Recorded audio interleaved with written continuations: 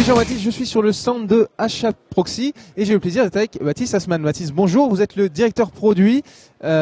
Expliquez-nous un petit peu ce qu'est HAProxy. Oui, bonjour, merci pour nous recevoir. Donc HAProxy, c'est un logiciel de répartition de charge qui va se trouver soit en amont de Kubernetes pour rentrer le trafic des utilisateurs dans le cluster Kube ou dans plusieurs clusters Kubernetes, soit dans Kubernetes pour router le trafic vers les différents pods applicatifs en fonction des ingress rules, d'où le nom ingress controller. Et donc comment ça se passe pour côté développeur, voilà, qu'est-ce que ça a apporté directement et concrètement aux développeurs? Alors pour les développeurs, on va s'occuper déjà d'une partie qui est très importante, qui est la sécurisation du trafic. Faire en sorte qu'on nettoie le trafic entre guillemets avant que ça rentre dans Kubernetes, ou une fois qu'il est dans Kubernetes, de le nettoyer aussi dans l'ingress controller. Et ensuite, pour les développeurs, c'est du plug and play, c'est-à-dire qu'ils vont développer leur application, pousser leur application dans Kube, créer ce qu'on appelle une ingress rule. L'ingress rule va définir en fait la manière dont l'ingress controller va router le trafic, gérer le trafic, traiter le trafic avant de l'envoyer vers l'application.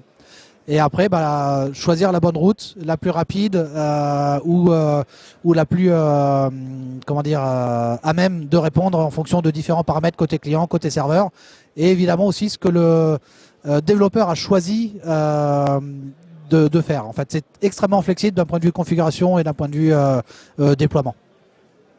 Vous avez parlé de flexibilité et de sécurisation. Sécurisation, comme dans tout ce qui est tech, un vrai enjeu, d'autant plus avec l'époque qu'on connaît maintenant. Comment ça se passe pour HAProxy? Qu'est-ce qu'on déploie? Est-ce que vous pouvez nous en dire plus? Oui, on va avoir différentes manières de sécuriser des flux. Soit on va pouvoir faire de l'authentification forte avec des certificats SSL ou des choses comme ça.